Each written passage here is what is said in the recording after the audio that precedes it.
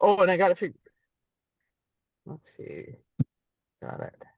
Need to figure out how to mute myself. Morning. Good morning. Nina, you got the car thing I'm in working? the car. I'm in the But car. Yeah, you're not driving, I hope. I am not. And in fact, we're sitting still. I'm waiting for my husband. Oh, extra safe. I got to figure out how to mute myself on his phone. Let's see. I can do it if for you if you need me to. Oh, that would be great. Then you just Yeah. if you Oh no, raise your hand, there. I I can found it. unmute you. I found it. I found Okay. how to do it. And it comes in through my hearing aid, so it doesn't bother Bill. Oh, far out. I Oh, know technology is amazing. So wow. here comes Bill. Oh wow, potato chips. I have heard of those before, but wow, didn't know anyone who actually had one. I hope those are Yeah, the right. no, these are the cups. I don't like the cups. Wow. I'm gonna mute myself now. Maybe. There we go.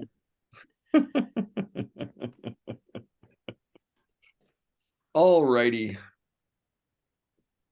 So might as well get us going here. Um, Anybody have any questions from last week? Should maybe clear that up before we get going. Where are we in the in your Okay, treatise? so last week was the existential piece. Yeah, So this week is going to be the social piece. good. Yeah, okay. And it occurred to me to actually sort of comment a little bit on this curious pedagogical method I've stumbled into. So I suppose, I mean, this just sort of to put a little gloss on what you all have been experiencing. I think what I'm trying to accomplish is to show you somebody's work, so one of those scholars that has a video or about them, and I'm taking a bunch of people's different ideas and I'm putting them all together, sort of like a bunch of different Legos. And it's anyway, it just occurred to me to sort of be kind of straightforward about it, that in doing it this way, I'm putting a lot of emphasis on the little Legos, which is sort of the little pieces from other people. And the putting it together is then sort of the stuff I do in between, where I try to explain, well, why does this Lego fit? And why do I need it to fit in order to make the thing that I'm making out of them? So because it does seem like sort of a curious way of teaching, but I think this video format kind of lends itself to drawing on lots of different voices, and I think you probably learn more than just hearing me talk about it all the time. So it also is more, I think, more interesting to do it this way. But I just thought it was helpful to kind of lay out that this is really about all those little Lego pieces along the way. So today is a little more bunch of little Lego pieces. I have them sort of in the order that they come in the chapter to put them together, and then as I go, we'll explain why those little Lego pieces are each important. This one, I guess it's where I'm feeling a need to explain that, because I think in this chapter it's a little bit more. I think I'm doing more of that in the chapter, which means I have to do more of it with you all. So there are more Lego pieces to play with, if that metaphor is making sense. Okay, so the issue here for this chapter is sort of understanding how humans are social and why that's important to the history of religions, and then therefore why I'm arguing it's important to understand that religion plays this important role in applying this information about why we're social and how we're social.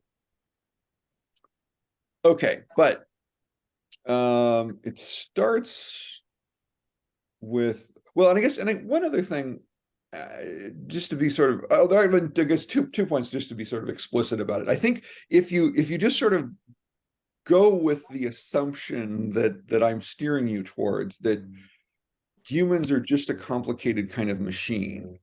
And what we're doing is we're understanding how that machine works. So and I think that's kind of people are not necessarily happy with that kind of model for what is a human being. It's a complicated machine. But it is sort of the model that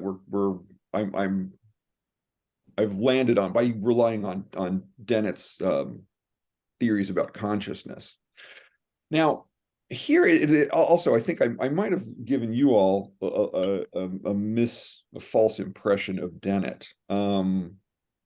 So I think you get from me kind of clearly that I'm what's called a hard determinist on the question of free will. That I don't actually think human beings have free will. I think, in fact, we just rationalize the things we do after the fact as we go along in a complicated way that makes us feel like we owned those behaviors or thinking or whatever. But it's just a complicated illusion. Dennett does not actually believe that. He believes something kind of related to it. His position is called soft determinism, which is sort of the most popular approach to free will among professional philosophers these days. So it's soft determinism as opposed to hard determinism. And there are really kind of three major positions on free will: the hard determinist, soft determinist, I'll explain in a minute, and what we call kind of the metaphysical libertarian position, which is sort of been the kind of standard assumption that people have had for a long time, that, well, yeah, people have free will, and you need to kind of tell a complicated story about why that could possibly be true, and most people don't think it could be true, which is why that's a fairly minority position in philosophy. But so what's become the majority position is this soft determinism that says, well, okay, the sciences have described how human brains work, and they undermine all of the stuff we thought we knew about free will, but it's such an important part of how people live that we're just going to, in essence, pretend that it's true, and we'll operate everything going forward on that. And I understand why they do that. I mean, my own theories on this are, when I'm doing a more complicated version of it, I lay out a way of navigating that social importance that our believing we have free will has, because we really have to assume it when we interact with people personally. It's more when we think about social institutions that it becomes really relevant to figure out, well, what does it mean if people don't really have free will? Anyway, the soft determinist just says they want to treat all conditions like that. We're just going to assume the free will position is really there because that's how people experience themselves. And so the soft determinist is just referencing back to the phenomenology of free will, as opposed to any kind of metaphysical reality to free will, which is what the metaphysical libertarian position is asserting, is that it's metaphysically real somehow. Anyway, a little bit of complicated philosophy, but I wanted to make sure that you all were aware that Dennett's position actually disagrees with mine, even though I use his work to justify my own thinking, which I find very ironic. Richard, regarding the science, I understand undermining free will. It also, in the social sense, causes some harm, doesn't it?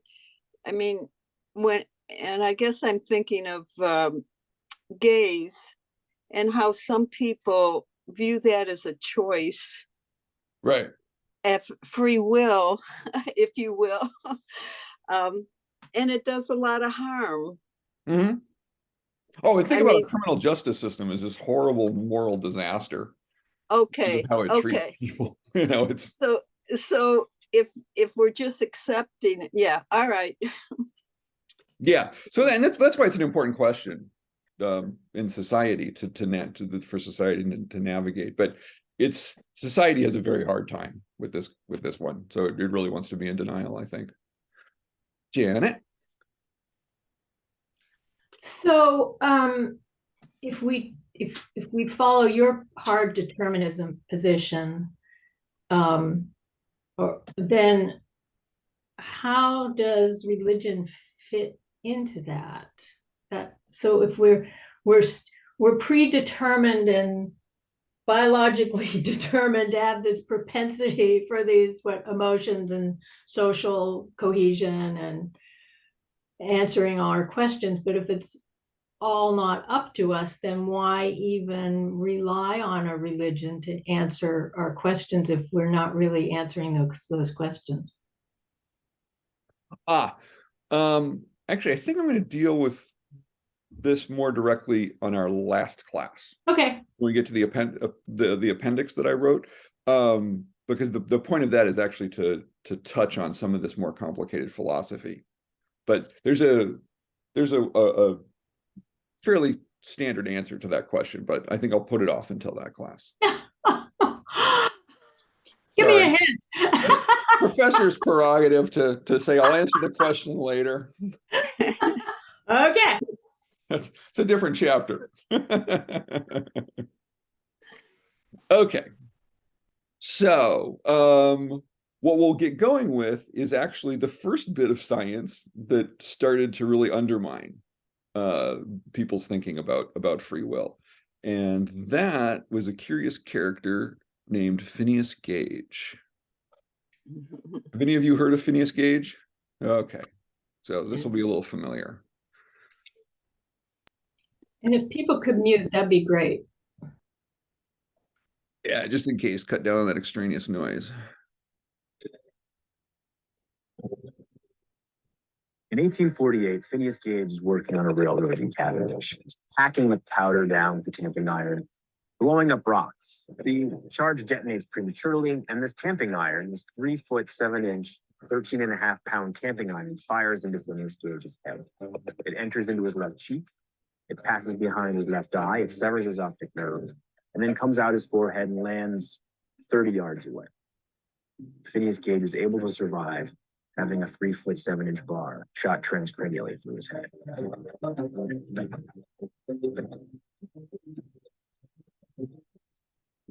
In 1850, Henry Jacob Bigelow, who was the professor of surgery at Harvard Medical School at the time, brought Gage and John Harlow, his doctor, to Harvard for an examination. Bigelow essentially concludes that this man did have a giant iron bar shot through his head and did survive, and he publishes the case in 1850. After the accident, Phineas Gage goes from businesslike and efficient to no longer able to follow through with his plans. He becomes the textbook case for post-traumatic personality change. And that's why you find him in a lot of the modern medical, neuroscience, psychology literature. Phineas Gage has been at Harvard Medical School for 160 years. So in many ways, I see him similarly to how you would see one of the famous professors who hang on the wall. He's an important part of Harvard Medical School's identity. And by continually reflecting on his case, it allows us to continually change how we want to understand the human brain and how we interact with our historical understanding of neuroscience. So, yeah, they have his skull and brain in the tamping rod at a museum in Harvard. And occasionally it's important for new research because new things will come up, like the new stuff that comes up with MRI technology. And so by comparing his skull, and I could have sworn they did have the brain itself preserved, but maybe I can't swear to that. Anyway, but looking at sort of what they can extrapolate from where the different brain structures would be in the skull and comparing it and having the tamping rod there to compare it with, they can do some pretty good estimations on where the damage was in his brain, and therefore we're starting to get a sense of, well, and this is a lot of this kind of brain research goes like this, that they're working with people who are victims of accidents or victims of war, and looking at damage and sort of comparing that then to behavior. But it's what was so amazing about Gage's case is that it was so long ago, middle of the 1800s, and it was so striking that his personality changed so much that everyone who knew him apparently commented on this, that he was not the same person. And so it becomes very obvious then that, well, who we are is clearly dependent upon our brains. And if you change the person's brain, you can change the person. And certainly for the middle of the 1800s, that was an astoundingly radical idea, very disruptive idea in psychology. But it's part of that science that starts us moving in the direction that I'm going, that kind of ends, I think, ends in hard determinism. That there is just this brain. That is what's going on, and somehow everything that we do, everything that we are, has to go through that and has to be understood. You know, and this is certainly what I'm arguing in the book, understood through the lens of what that brain is doing. It is the machinery of the whole process. So anyway, so Gage introduces kind of this idea that what people are is going to be very dependent on how brains are working. But the next bit, let's see here. No, that's not what I want. How do I make all this go away? Is it there anyway?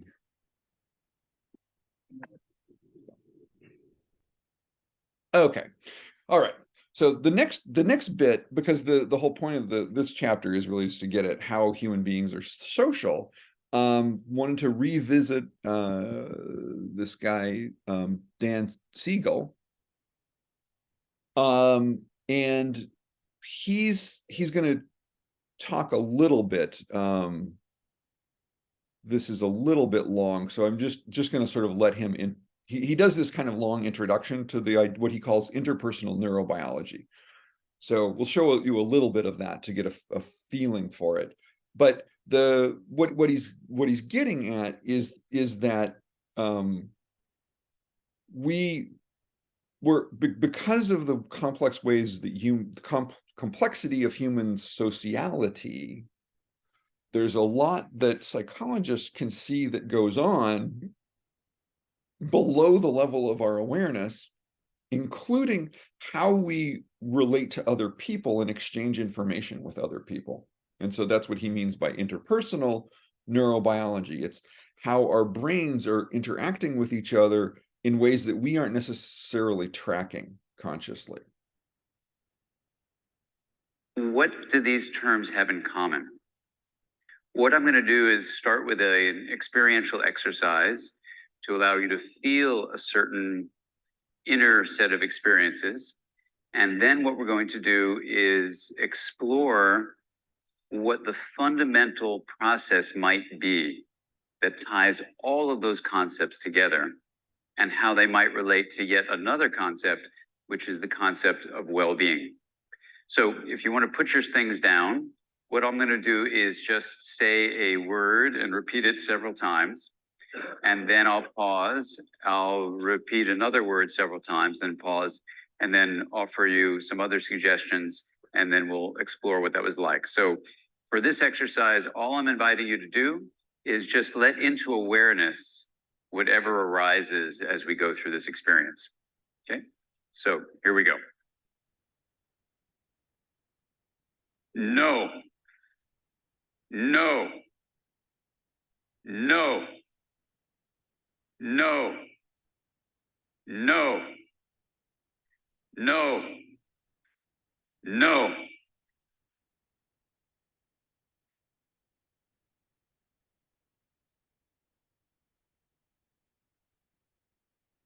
Yes.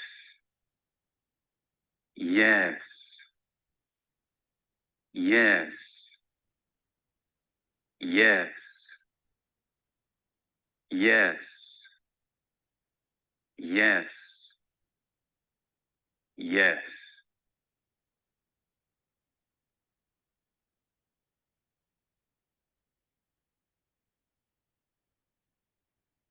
Now try putting one hand on your chest and one hand on your abdomen and just put some gentle pressure. Take some nice deep breaths.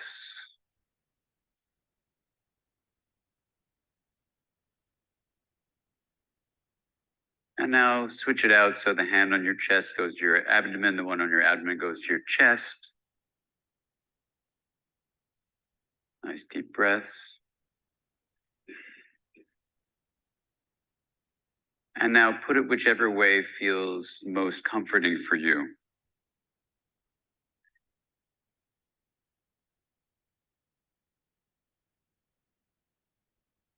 Right now, I invite you to take a deeper and more intentional breath.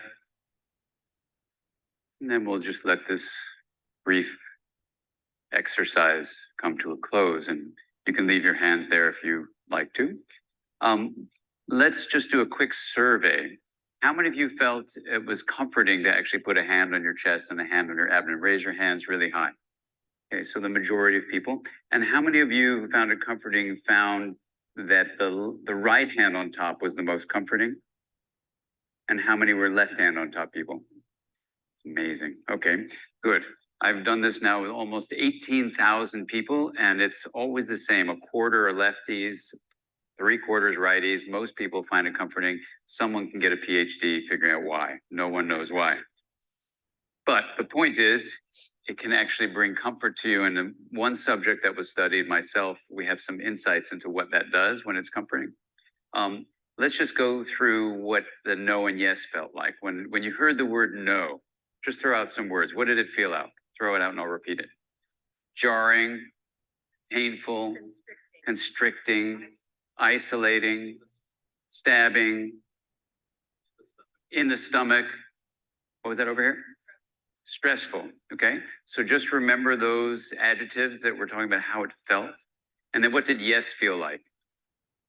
Soothing, positive, safe, smiling.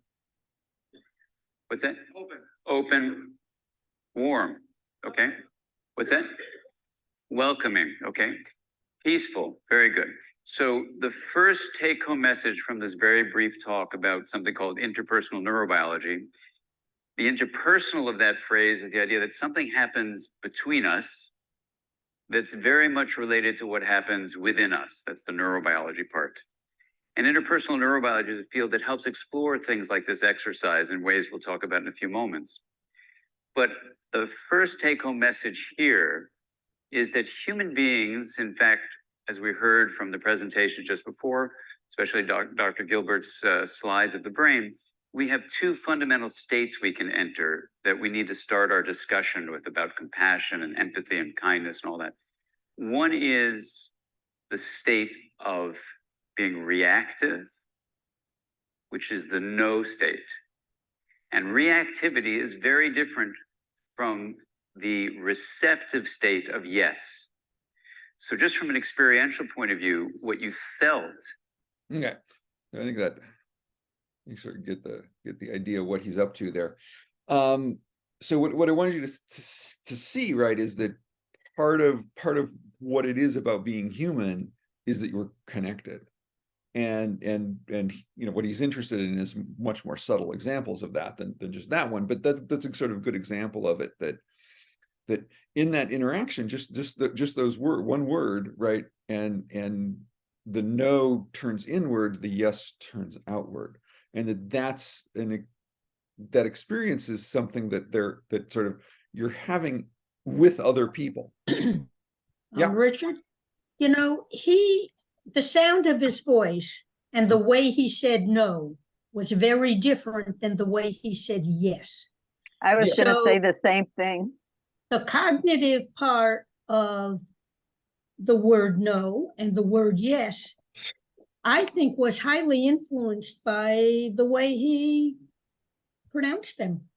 yeah, no, and that actually is not too important for the theory he's getting at. So it's not necessarily the meaning context that's important, right? The emotional experience of it is having the reaction. What he's just interested in is the reaction, that we are reacting to the other person. And the next bit I'm going to show you about it gets more and more kind of direct about that these things are actually going back and forth between people in a way. So what I'm getting at is wanting you to see that social sort of is not just like it's not just about preferences or just about behaviors, but it's something that's deeply wired into our brains, that we are responding to other people. And that we're not just responding to them intellectually, responding to them emotionally. And most important among those emotions are going to be empathy. That a capacity to have empathy is going to be vital in this story about how we're social and how we're responding to people, and that we have this capacity to understand them and to respond that way. So I want to build up a picture of that for you. Yeah, Janet. Sorry, what were the two states? It was reactivity, and what was the other one? Receptivity. What? Receptivity. Okay, thank you. So you think of it as opening up to the other and closing down, to sort of as an easy shorthand. Okay, now there's a so this is see what Siegel's getting at here is really sort of is about that is an emotional connection, and that there's this kind of web that's being spun between brains as well as being spun by each brain. But it also has there's a more kind of direct and immediate version of it that V.S. Ramachandran talks about. So let me show you a little bit from a different TED Talk from him.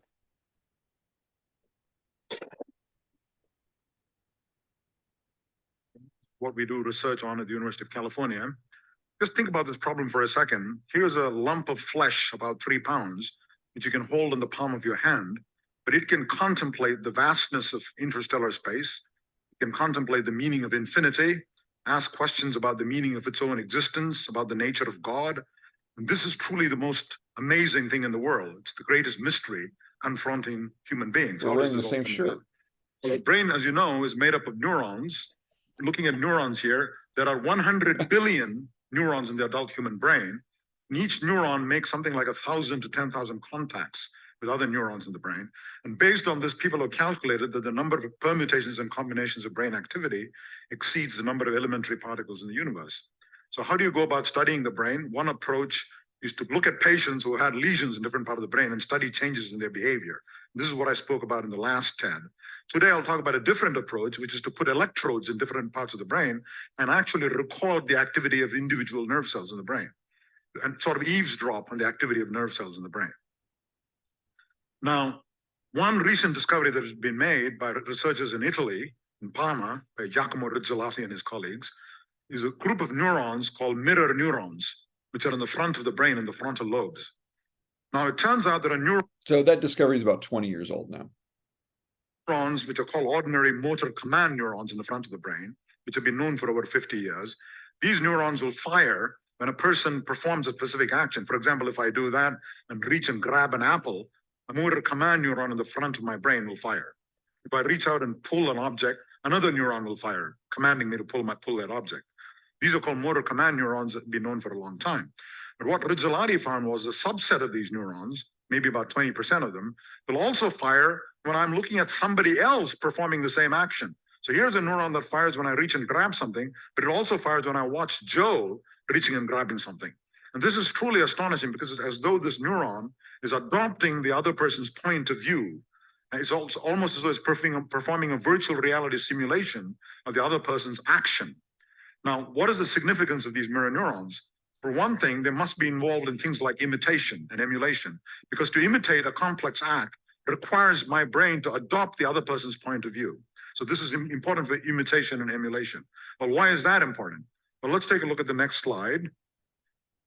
So how do you do imitation? Why is imitation important? Mirror neurons and imitation, emulation. Now, let's look at culture, the phenomenon of human culture. If you go back in time about 75 to 100,000 years ago, let's look at human evolution. It turns out there's something very important happened around 75,000 years ago, and that is there's a sudden emergence and rapid spread of a number of skills that are unique to human beings, like tool use, the use of fire, use of shelters, and of course language, the ability to read somebody else's mind and interpret that person's behavior. All of that happened relatively quickly. Even though the human brain had achieved its present size almost 300,000 or 400,000 years ago, 100,000 years ago, all of this happened very, very quickly. And I claim that what happened was the sudden emergence of a sophisticated mirror neuron system, which allowed you to emulate and imitate other people's actions. So that when there was a sudden accidental discovery by one member of the group, say use of fire or a particular type of tool, instead of dying out, this spread rapidly horizontally across the population, or was transmitted vertically down the generations. So this made evolution suddenly Lamarckian instead of Darwinian. And Darwinian evolution is slow, it takes hundreds of thousands of years. A polar bear to evolve a coat will take thousands of generations, maybe 100,000 years. A human being, a child, can just watch its parent kill another polar bear and skin it and put the skin on its body, fur on the body, and learn it in one step. What the polar bear took 100,000 years to learn, it can learn in 5 minutes, maybe 10 minutes, right? And then once it's learned this, it spreads in geometric proportion across the population. And this is the basis of this imitation of complex skills, is what we call culture, and is the basis of civilization. Now, there's another kind of mirror neuron, which is involved in something quite different, and that is, there are mirror neurons, just as there are mirror neurons for action, there are mirror neurons for touch. In other words, if somebody touches me, my hand, neuron in the somatosensory cortex, in the sensory region of the brain, fires. But the same neuron, in some cases, will fire when I simply watch another person being touched. So it's empathizing the other person being touched. So most of them will fire when I'm touched in different locations, different neuron for different locations. But a subset of them will fire even when I watch somebody else being touched in the same location. So here again, you have neurons which are involved in empathy. Now, the question then arises, if I simply watch another person being touched, why do I not get confused and literally feel that touch sensation merely by watching somebody being touched? I mean, I empathize with that person, but I don't literally feel the touch. Well, that's because you've got receptors in your skin, touch and pain receptors, going back into your brain and saying, don't worry, you're not being touched. So empathize by all means with the other person, but do not actually experience the touch, otherwise you'll get confused and muddled. Okay, so there's a feedback signal that vetoes the signal of the mirror neuron, preventing you from consciously experiencing that touch. But if you remove the arm, you simply anesthetize my arm. So you put an injection into my arm, anesthetize the brachial plexus, so the arm is numb, there's no sensations coming in. If I now watch you being touched, I literally feel it in my hand. In other words, you've dissolved the barrier between you and other human beings. So I call them Gandhi neurons or empathy neurons. And this is not in some abstract metaphorical sense. All that's separating you from him, from the other person, is your skin. Remove the skin, you experience that person's touch in your mind. You've dissolved the barrier between you and other human beings. And this, of course, is the basis of much of Eastern philosophy. And that is, there's no real independent self aloof from other human beings, inspecting the world and inspecting other people. You're in fact connected, not just via Facebook and the internet. You're actually quite literally connected by your neurons. And there's whole chains of neurons around this room talking to each other. And there is no real distinctiveness of your consciousness from somebody else's consciousness. And this is not mumbo jumbo philosophy. It emerges from our understanding of basic neuroscience. If you have a patient with a phantom limb, the arm has been removed, and you have a phantom, and you watch somebody else being touched, you feel it in your phantom. Now, the astonishing thing is, if you have pain in your phantom limb, you squeeze the other person's hand, massage the other person's hand, that relieves the pain in your phantom hand. Almost as though the neuron were obtaining relief from merely watching somebody else being massaged. So here you have my last slide.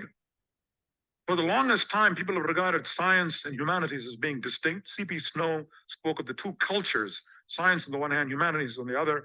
Never the twain shall meet. So I'm saying the mirror neuron system lies at the interface, allowing you to think about issues like consciousness, representation of self, what separates you from other human beings, what allows you to empathize with other human beings, and also even things like the emergence of culture and civilization, which is unique to human beings. Thank you. Okay. Talking fast. Now, I think this is just astounding to contemplate what he's talking about there. That's how deeply connected we are. That I can watch someone else being touched, and under the right conditions feel like I'm being touched. It's an astounding thing. And you know, the previous assumption was all that this was a lot of this was just intellectual, you know, that it has to go through cognitive processing, and you could watch something and sort of empathize with someone because you can see it and you might imagine. But the discovery of mirror neurons takes all of that to a whole other level. that it's nothing to do with intellectual constructs. It's entirely an evolved capacity that, in fact, mammals have. So they found mirror neurons in lower orders of mammals. So every mammal that's social has some amount of mirror neurons. Humans have this like astounding, kind of geometrically multiplied number of them, which is why we're so intensely social. So so you think about it that way, if the little brain is a kind of computer, then it's not just wired to you and your body. It in fact has Bluetooth wire connections to every other human being that you encounter. That just blows my mind. It just blows my mind that So, yeah. Richard, when my daughter cried at 5 years old on something on TV that was sad, was that an example of a mirror neuron at play? I often wondered, how is it that we can cry or instigate a physical reaction to something out there? Mm-hmm. And presumably, yes. I'm not sure how much how much that it's like a video of someone doing something changes as opposed to being physically present with watching someone sort of sitting next to you. So I haven't heard anyone talk about that, but I'm guessing that's something that they're working on. Trying to tease out, how much difference is there between those two kinds of experiences? So right. It may be that all of those circuits and those mirror neurons are still being triggered even when you're doing it in a movie theater, which is why we get so emotionally involved in things like movies or TV shows. So yeah, the question would be, is it really more if it's just in person and not a recording, or is it actually the same? And because we're not really aware of this consciously, it's you can't just sit people down and we'll do this experience, we'll do this experience, and you tell me about the difference, because you weren't aware that you were having the experience in the first place. So that's the other thing that I've in my education, I learned to have a lot of deep suspicion, if not contempt, for Freudian theory. But the more I've learned about psychology, the more I've realized that that the details that Freud was talking about are often a little bit weird because of his Victorian culture. But if you can sort of take out the deep underside, the deep intuition he had in spite of the cultural overlay, is like he was noticing some really important things about how human beings function. Yeah, Bill. Yeah, this sounds like the word empathy in a way. And I'm not even sure what the M is, but pathy is feeling in a way. Mm-hmm. So you're feeling like whatever M is. I'm not, but anyhow, it's the empathy question. And that's the child, the 5-year-old feeling sad about something is internalizing it into their own world, or do they feel sorry because someone was impacted in a way? I mean, they just know that they're learning about what is painful and what isn't, I suppose. Well, and also I think too that it's I think the important story about, we then rationalize what we're doing as we go along. So you're going to have a story you tell yourself about why you're feeling what you're feeling. And it depending on how much you're identifying consciously with the movie, you might tell the story that's about that, but you might also tell a story about something that it triggered in your memory. So you might think you're reacting to a memory that it triggered, but you're really reacting via your mirror neurons to what their emotion is being projected, which is what a good actor is doing, right? Is if they can really project the emotion, then your mirror neurons are going to pick up well on it, and you're going to feel it. And I think that's one way to judge how good an actor is. So I think what the individual reports is very much going to depend on what they experienced and how much of that was drawing on old memories of their own that were popping up very vividly for them. So complicated, but very interesting stuff. Yeah. So, Helena. Oh, I think you're muted. There must be a negative side to this touching. You know, we think of touching all this, the good, but there has to be a negative side to that. Well, yeah, I mean, like, yeah. Pain, right? If you notice the way I start this chapter, I have this long quote from this anthropologist named Scheppers, and he's talking about how social we are and how important it is that we have this capacity for empathy. And then the last sentence is, the tendency to lash out in violent anger has its genetic basis also. Oh.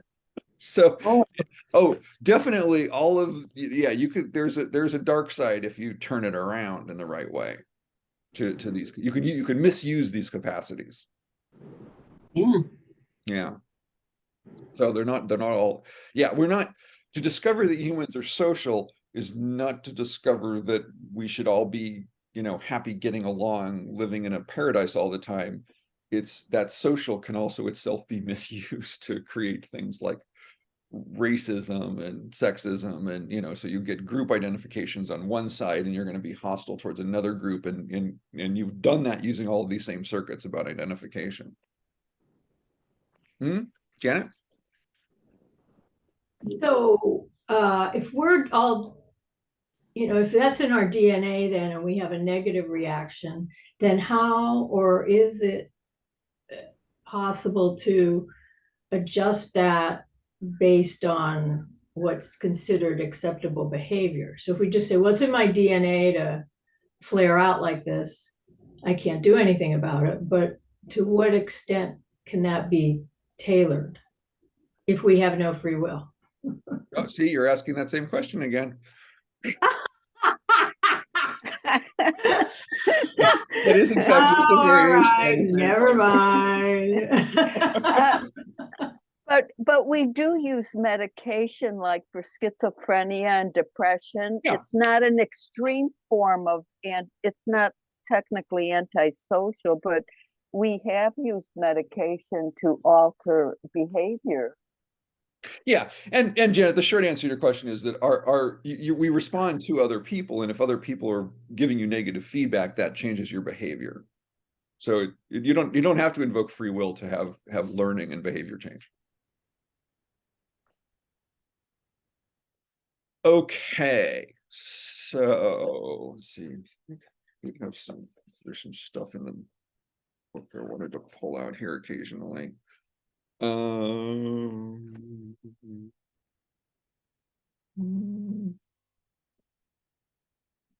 think that's okay. All right, let's go to the next one.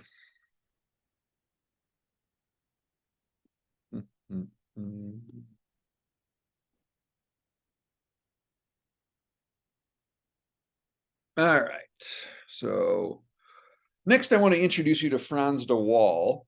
So de Waal is Dutch. That name's Dutch. He lives in Atlanta, directs the Yerkes Primate Institute, and has written a number of books. I had a couple of them on my bookshelf even somewhere. But de Waal has done a lot of work looking at primates. All sorts of primates, from little capuchin monkeys up to chimpanzees and bonobos. I don't know that he works with gorillas, but definitely works with chimps. And so he's made a lot of interesting observations about the ways in which human behavior and chimp behavior are similar, and sort of understanding that they're doing simpler versions of what we're doing. So he wrote a book about empathy, and so this is him talking a little bit about that book. I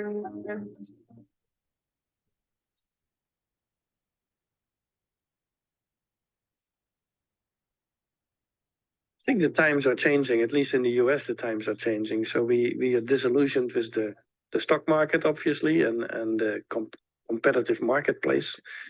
And I think we also have a president who stresses empathy. For me, the original reason to write was that I'm interested in empathy and the origin of it, but it happened to be at a time where the whole society is getting more interested in solidarity and empathy. The whole healthcare debate is about that issue. Yeah, so I think he's referencing Obama and the 2008 crash. The Supreme Court justice that he proposed was about that issue, and so it is a big issue at the moment in the society. I think originally it derives from maternal care. And well, it's very obvious that a female needs to pay attention to her offspring and needs to be in tune with the emotions of her offspring, like distress or hunger or being cold or whatever it is. And so females need to respond. And out of that grew, I think, empathy. And actually, it was just a meeting in Chicago, which was about empathy, where one of the speakers was emphasizing oxytocin as a mediator of empathy. And oxytocin is, of course, actually a hormone very active during giving birth, during lactation. It has very lot to do with maternal care. Well, the cross-species empathy we see in humans, of course, humans who take care of whales who have been stranded, or we take care of a dog who has been abandoned. And the other way around, we have animals like dolphins who take care of swimmers sometimes who are drowning, or who they need to defend against sharks, and they do that kind of things. And so the cross-species empathy is not why empathy evolved. Empathy evolved to take care of immediate family members and maybe group members, but not distant individuals, and certainly not individuals of another species. That's not why empathy evolved.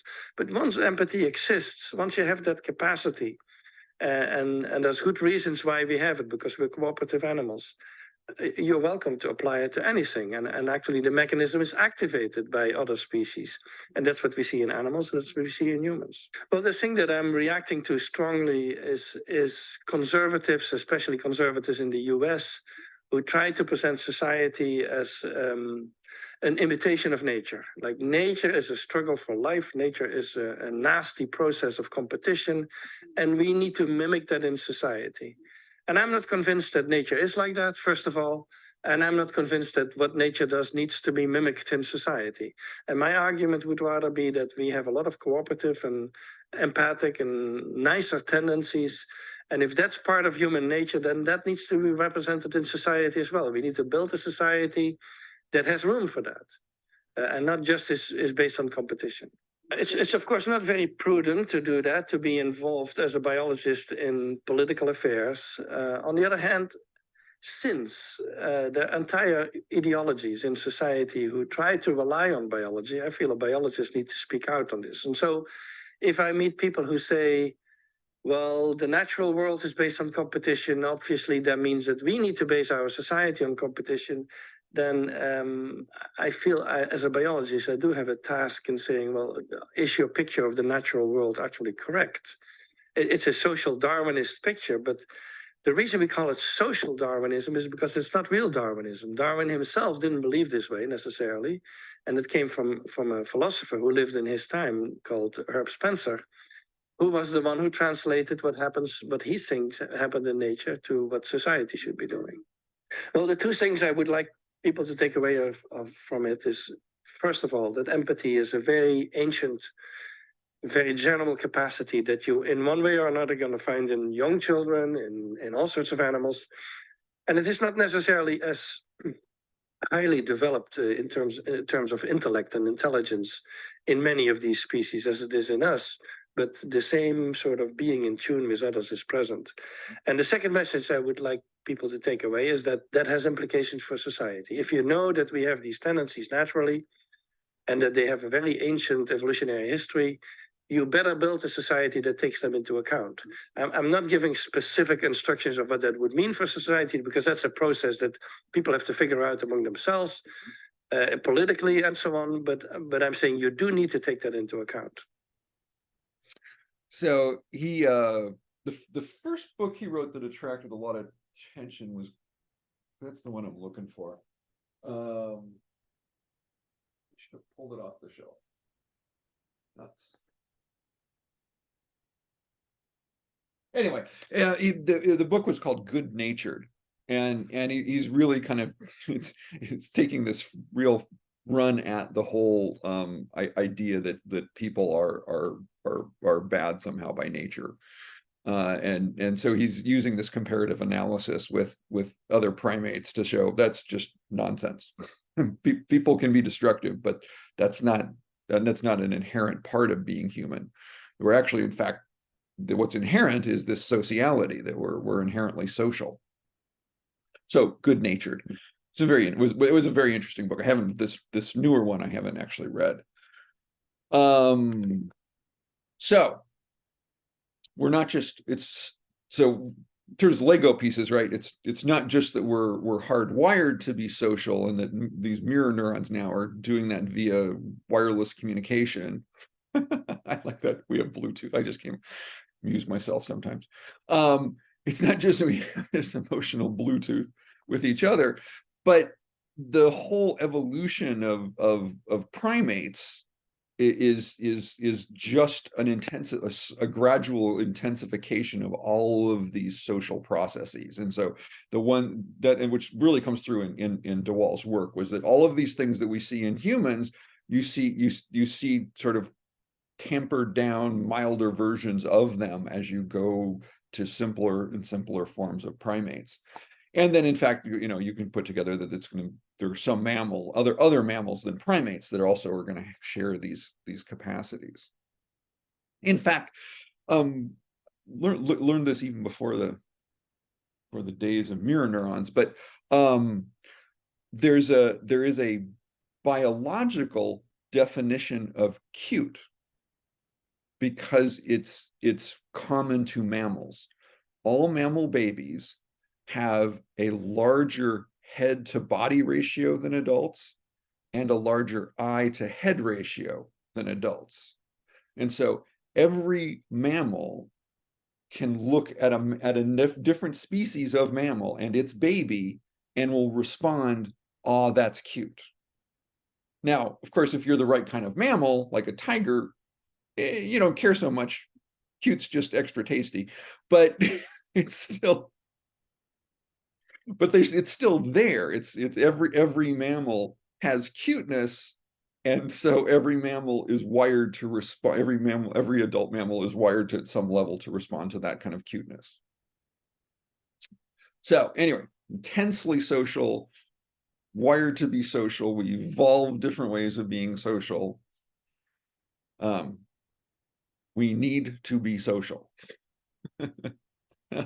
So now I have to plug it into religion somehow. That becomes the next piece. All right, let's see what we can do with that.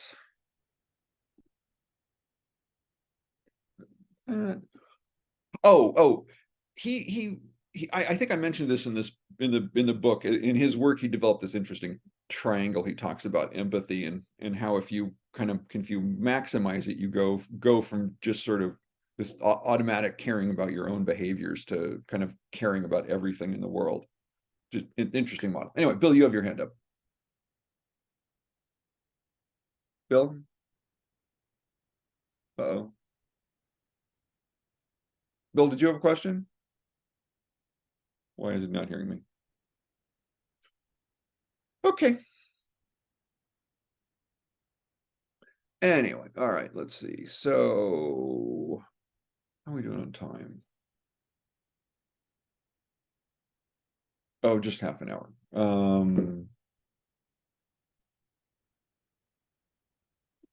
We'll just do a little bit of this with Alan Shore. Psychiatrist. And that everything that is after birth is learned. This is not the case. There's more genetic material in the cerebral cortex at 10 months, much, much more than there is at birth. What this means is that the genes are spinning out, are programming well into the first year. They don't stop at birth. And the genes that are encoding the connections between those parts of the brain that are coming on later, therefore, are in a very active state well into the first year. Now here again, we can see on a video, speeded up, a nerve cell doing just that, sending out its long axon. Here you can see it coming down, and here's the ends of the neuron. Now, notice it's not just like a piece of wire or a cable, there have been coordinate cables. It's a living entity that is incessantly active. Look at all this movement going on, almost like fingertips. These are called growth cones, because they're the living part of the growing part of the cell that's feeling its way in the environment all the time on the go. Look how beautifully it flutters and flutes around, investigating, testing the water of where it's going to go, ready to make contact with the target. The new technology of brain scanning gives dramatic insights into the functioning and development of the brain and the vital role played by early childhood experiences on the brain structure. Throughout the first 2 years of life, the brain cells and their wiring are established, closing down connections that are seldom or never used, and reinforcing the ones that are often used. In other words, sculpting the very matter of the brain. The surface of a newborn baby's brain looks quite different to an adult one. One of the few parts that's well developed at birth is the brainstem, at the base of the brain, where it meets the top of the spinal cord. It's part of the brain known as the subcortical or primitive brain, and it's responsible for the basic functions of life, including the emergency survival reflexes of fight, flight, and freeze. Higher functioning areas of the brain can only start to work properly once they've developed an insulating sheath of myelin around each nerve cell. That is, the lower parts of the brain and the brain stem, etc., are well advanced at birth, but many parts of the cerebral cortex are not even myelinated at birth. They're not even, essentially at birth, you've got a subcortical infant there. And parts of the human brain are not coming online until well into the first year. So as a matter of fact, at 10 months, at 12 months, which is the first time when the attachment patterns are measured by the strange situation, I've suggested that the prefrontal areas now for the first time are coming online. Babies are born with a powerful instinct. Okay, so this one, I'm moving a little slower than I had hoped, so I'm gonna have to just explain this a little bit more. So what I wanted you to get out of this is there's a whole sort of specialty in psychiatry that looks at attachment and how human beings come to feel attached to others. So what I wanted to introduce is just a sense of these things can be disrupted, right? So all the stuff we've been talking about all kind of moves in a happy kind of direction in one sense, in that it's pointing us towards this pro-social. But because so much of who we are is going to come from early experiences, and then in fact our brains are changing all the time as we go through life, but that early childhood is going to have an incredibly important foundation. That what's social and what's working to be social can then be disrupted. And the consequences of that disruption can be kind of significant because they're going to carry through with an individual's life. So the point in introducing this idea is to point out fragility in the system. So remember, that's the fundamental argument that I've been making along the way here is these are capacities and needs and features that human beings have, but there's fragility in the system. And so when it's expressed at the level of being social. And so it's because of the fragility in the system that we need these social institutions, i.e. religion, to come along and help shepherd them along. And so the idea then being social is one part sort of spontaneous and natural. It's basic biology. Human beings are going to be social, but it is also this cultural thing, because how we're social is going to vary widely, and the how we're social is going to be cultural, and the cultural piece is going to be there to provide this specific content to tell you how to be social, what does being social look like, but it's also going to be there to do some, I think, repair work along the way when the fragility gets disrupted, that the cultural systems can move in to help sort of shuttle things along. this is how it goes. And so if you keep pointing the person in the same direction, hopefully the repetition of that will help sort of recover some of whatever might have been damaged. So does that make sense? That fragility, I mean, that's really it's an important turn that I'm making in arguing this is why religion's so important. It's that all of the basic biology is sort of easy to lay out, but there has to be some reason. Well, why is it we have these cultural systems then that are cultivating all of this if it's so built in? And I think that's the plain simple answer. It's the systems are there, they're biological, but they're fragile. So therefore, the cultural pieces come in to help reinforce and fill in, give it specific content, and therefore make it all much more concrete. Social piece of religion. Okay, now of course, the other part, right, that I do here is to bring in the history of religions piece to point out, well, people who've been studying religion have been talking about how religion does this thing, whether it's helping us with our emotional responses, helping us with our sense of definition, the existential piece, or now how we're social. And here I wanted to introduce you to, I think the next one is going to be Robert Bellah. That's a funny photo, but not what I'm after. And that cute little cat taking the picture. Anyway, okay, so there's an important I think he's passed away recently, sociologist, studied religion by the name of Robert Bellah. And I actually have a personal connection with Robert Bellah. This is my second book. I edited it. There's contributions from a lot of different scholars, and the publisher, look at the price. It's shocking. How can I expect anyone to buy the book if the publisher prices it like that? But anyway, this is the world of academics. So if we look here at chapter 4, Robert Bellah.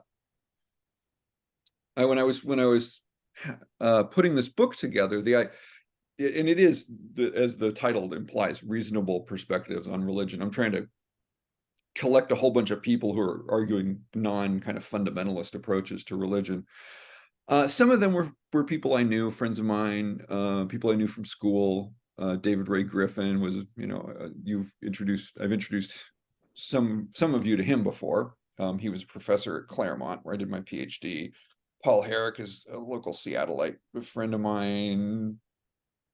Pat Horn, also a Claremont person. Anyway, so Robert Bellah, most famous sociologist in the world of religion, and on a whim, I just sent him an email and I said, well, I'm putting together this book and your work seems to fit with what I'm trying to do. Are you interested? And he just wrote back and he said, well, as a matter of fact, there was this speech I gave last year or so, and it hasn't been published. So here, you can publish it. And I said, oh, what a sweet guy. So very important sociologist and a really nice guy. That's Robert Bellah. All right, let's see. I think I had 2 that I was trying to decide between. This one I think goes faster, but it's not quite as visually interesting. But for time purposes, we'll go with this one. So anyway, Bellah wrote this really interesting essay in the mid-60s where he talks about something that he called civil religion. And what I want to show you is this a sociologist here using these concepts to talk about how people are how we're religious even when we're not trying to be. It's kind of what he's getting at. Tutor to You Sociology topic video looking at beliefs in society, focusing on the work of Robert Bellah on religion. Right in the late 1960s, Robert Bellah took a neo-functionalist approach to definitions of religion in what he called post-traditional society. With growing secularization, Bellah argued that religion was being replaced with civil religion, particularly in the USA. He noted that there was increasingly complex relationships between different denominations of Christianity in America, and that these differences meant that people were becoming more involved in civil religion than traditional religious practices. This new civil religion merged traditional Christian values with American patriotism, which led to a distinct civil religion based upon aspects of American culture developing sacred qualities. As such, Americanism became a way of life, particularly in the face of growing challenges to the established order of American society. Bella argued that civil religions promote an identity for individuals based upon elements of national identity or even ideological ways of life. The pursuit of life, liberty, and happiness had long been part of American life, but Bella suggested that this was being embedded into all aspects of American life. It allowed American society to compensate for the greater diversity of religions, particularly with mass migration in the early 20th century, and could include people of all faiths as long as they prioritized the ideals of American life over other beliefs. Whilst on the surface this can be argued to be inclusive, it presented itself as a form of assimilation for migrants into the USA, making sure that American ideals were followed. Bella's definition of civil religion includes aspects of traditional religions with artifacts, texts, ceremonies, and rituals being part of the national identity. Thanksgiving and Independence Day are two such examples of holidays associated with Americanism, whilst rituals such as children reciting the Pledge of Allegiance to the flag each day in school becomes a ritual of American life. Artifacts such as the Constitution, the Bill of Rights, the first 10 amendments of the Constitution, and the American flag take on a sacred quality, whilst monuments such as the Statue of Liberty and the Liberty Bell in Philadelphia have similar significance to Americans as religious monuments. Civil religion allows for a celebration of national identity and gives a nation's achievement a sacred quality. The concept of civil religion has been utilized effectively, particularly by those on the political right, to appeal to American voters. In the early 1980s, US President Ronald Reagan boasted of American exceptionalism, seeing the USA as a beacon of freedom and liberty in the midst of the Cold War. Reagan's view was that God was an American and the actions of the government were to protect the American people and the rest of the world against the tyranny of communism. This message was also utilized by Donald Trump in his campaign, focusing on the idea of making America great again, criticizing his predecessors for falling from the path of Americanism by being too liberal and focusing on internationalism rather than the will of the American people. Both campaigns were successful, although Trump's use of civil religion was often criticized as being outdated and excluding many minority groups in US society. Bella's work can be applied to other societies, particularly those with totalitarian leadership, such as Nazi Germany and Communist Russia, with both of these societies being focused on the glory of the nation, often at the expense of freedoms of individuals. Critics have suggested that civil religion has less qualities of a religion and more qualities of nationalism, and civil religion struggles to fit into the substantive definition of religion, being more functional in nature. Finally, civil religion fails to see all men as equal under the law. Despite its outward expression of inclusivity, American society has a history of racial segregation, including the Jim Crow laws, and to this day is often accused of socially and economically excluding minority groups. That concludes this Tutor to You sociology topic. Okay, so that's a pretty brief overview of the idea, but it's the basic concept has been very influential in the last 50 years, and some of it you sort of seeing the political thing through the lens of what he's talking about, I think helps make sense of why nationalism can be the kind of powerful force that it is, and it's because nationalism especially is going to draw on symbols, it's going to draw on mythologies, and so takes on a lot of the characteristics that are used to describe religion. Because remember, the most basic definition that sociology uses for religion is a worldview with a ritual system. See you later, Janet. So the idea then with nationalism is that it can use the worldview can be built around the story of the nation, and the symbols can be the important symbols that the nation uses. And then it's a matter of tying in some rituals in order to give it the kind of emotional punch that religion can have through the repetition of rituals. Yeah, Catherine. Yeah, it just struck me right in the middle of that. It accounts for the reaction to so-called critical race theory that's so prevalent today, that it doesn't fit into the civil religion. Yeah, right, exactly. Yeah, good point. It's a challenge of both the worldview and the symbols. So yeah. It's sort of terrifying. It's sort of terrifying. It's that combination of religion and government that I think wasn't that the case in the Middle Ages, even though, I mean, it wasn't civil religion, but it permeated every aspect of people's political life. And yeah. So I mean, yeah, so one can certainly argue that religion can do good things, but it would be a little ridiculous to not notice along the way that it can do some really horrible things too.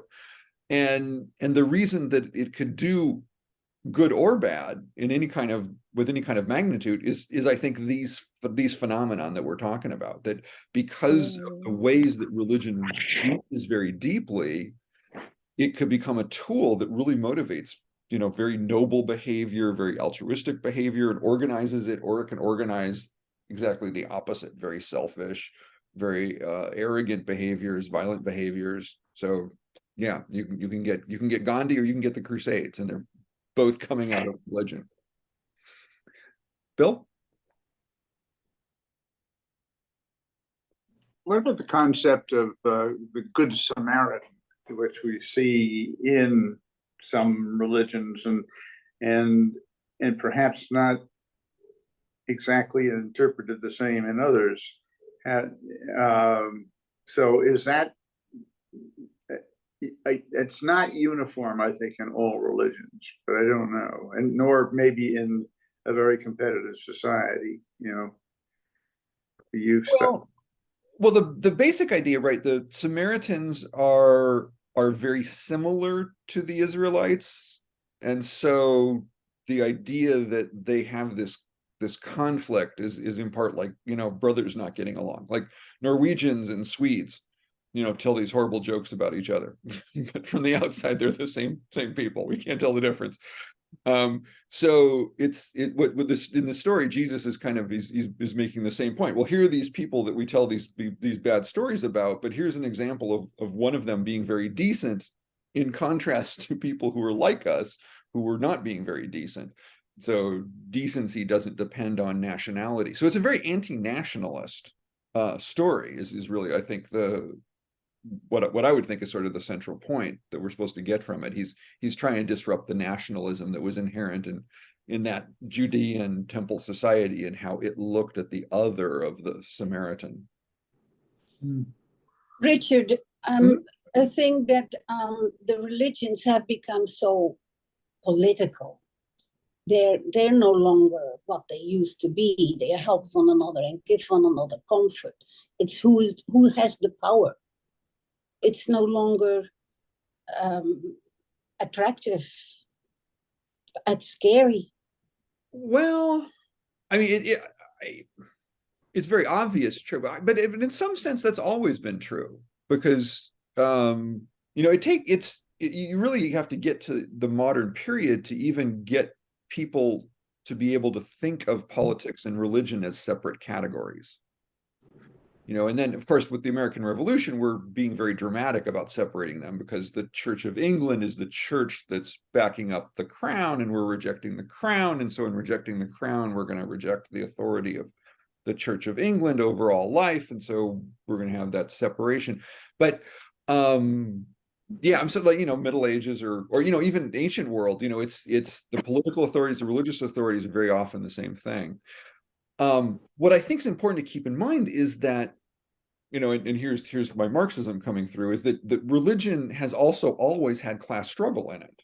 Yes. And so when we point at the things that from kind of our modern humanistic view are seen as positive, like the Hebrew prophets, well, they in their context were not welcomed figures by the religious or political authorities, who again often much the same.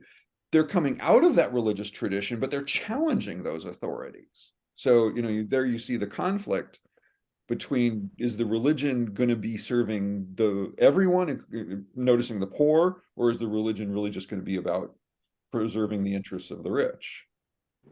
So you get that conflict, and I think it's as it's everywhere in society, and so therefore it's in religion too.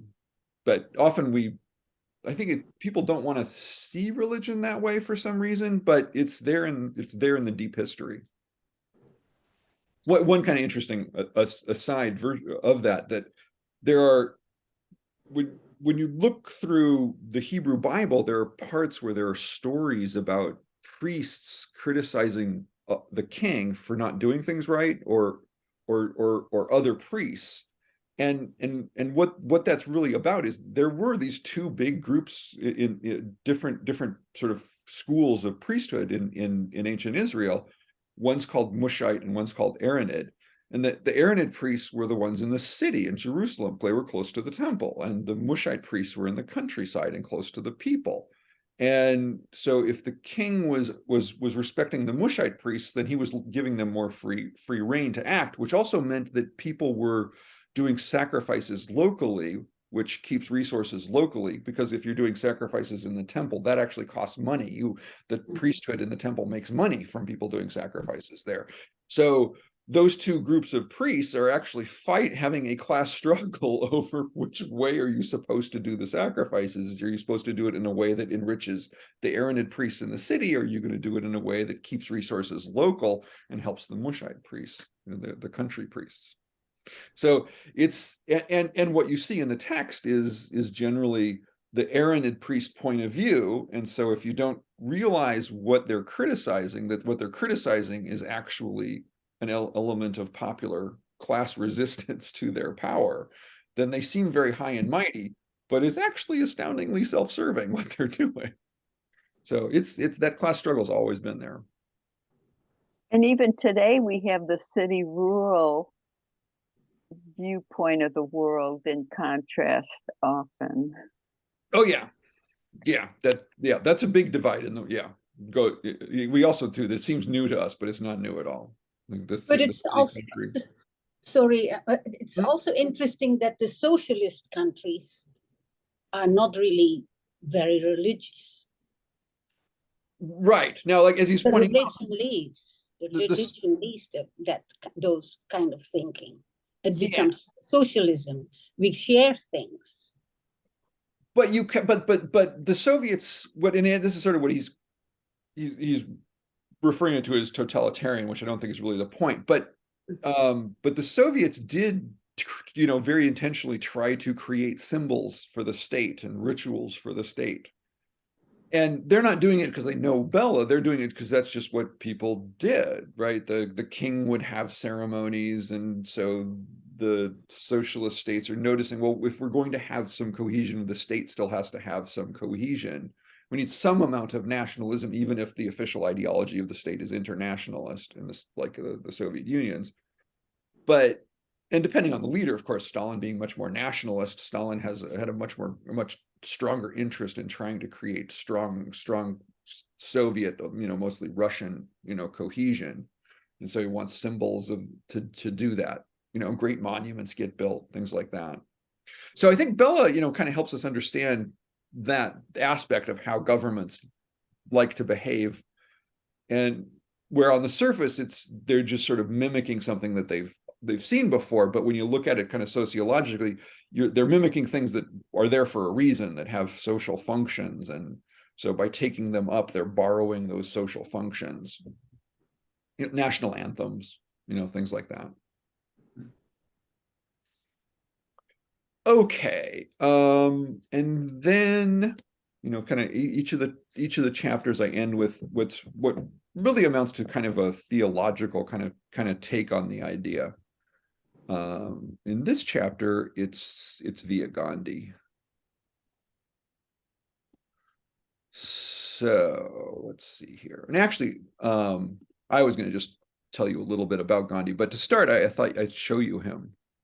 This is actually, so this is actually, you're going to talk to Gandhi. This is when he was, I think I did the math. He was like 62 years old when they did this interview.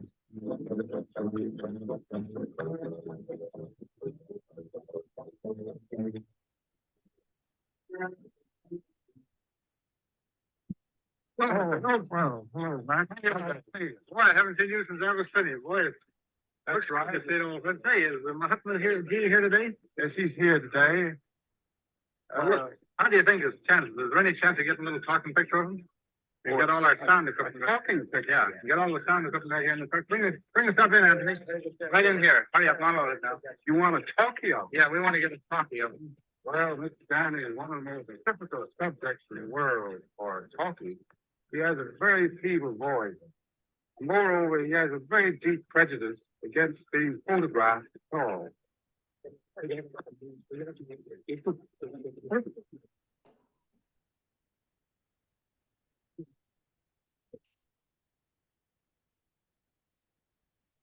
If England does not grant your demand, what course of action will you follow then?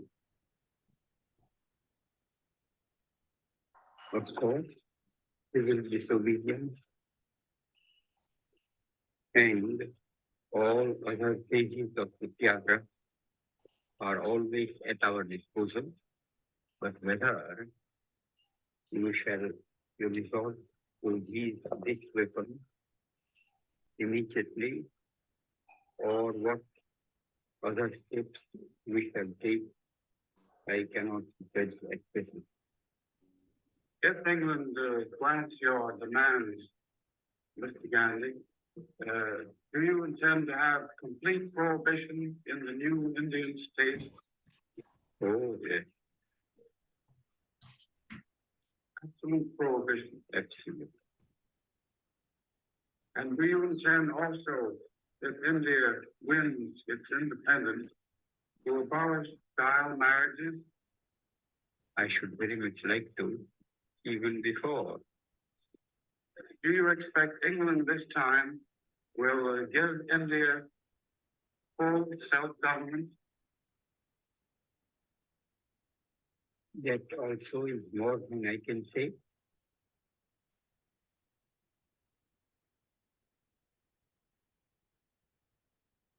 But you are hopeful. I am an optimist. You are an optimist. If you go to the second round table conference, will you go attired in native Indian dress or will you prefer European dress? I should certainly not be found in European dress. And if the weather permitted, I should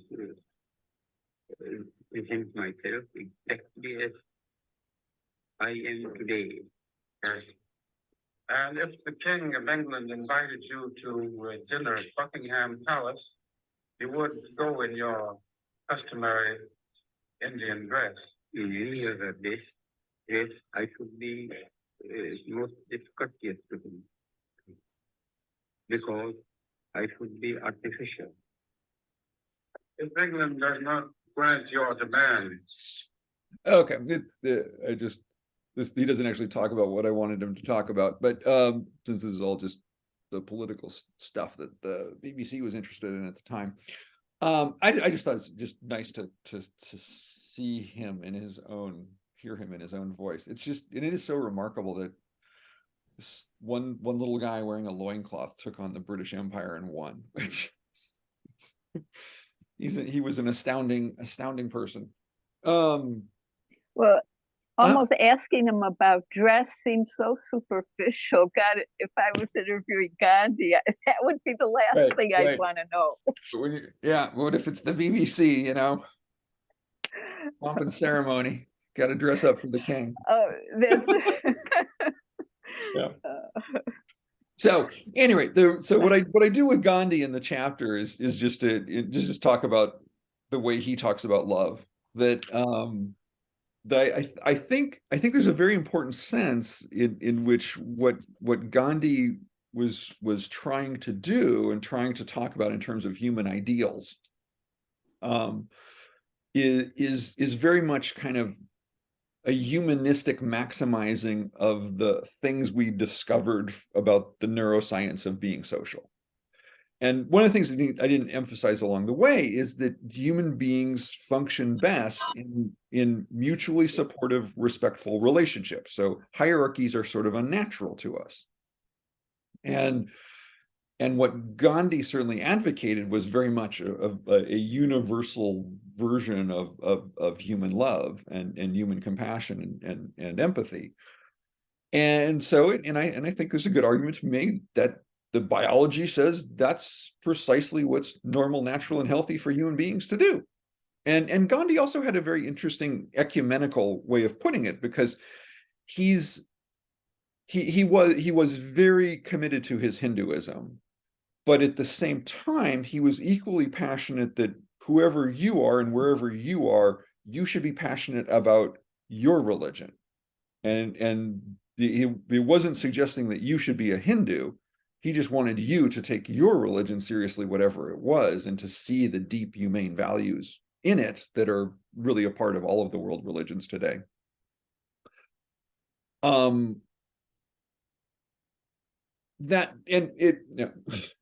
So all of that is true, and Gandhi did have some blind spots at the same time. He was a supporter of the caste system. He thought it was very important that men and women have gender differences in society, and so he defends a lot of what's sort of backward, I think, backward and conservative about the Hindu religion as it comes through the caste system, while at the same time insisting that that's not a model for humanity. It just is important to him as an Indian that that's how India should be. But he's also not a nationalist, so he doesn't want to impose that on Muslims. So it's only appropriate for Hindu Indians. If you're a Muslim Indian, then well, you should just be a good Muslim. And they don't have a caste system, and that's okay because they're Muslims. But if you're going to be a Hindu, so anyway, Gandhi's kind of curious when you try to pin him down on some of his social ethics. But certainly the example that he's setting for the world is very much, I think, a very important and very positive example, and I like to use him for that. Okay, we're about run out of time. I actually managed to get to everything I wanted to get to today. Woohoo! Any last questions?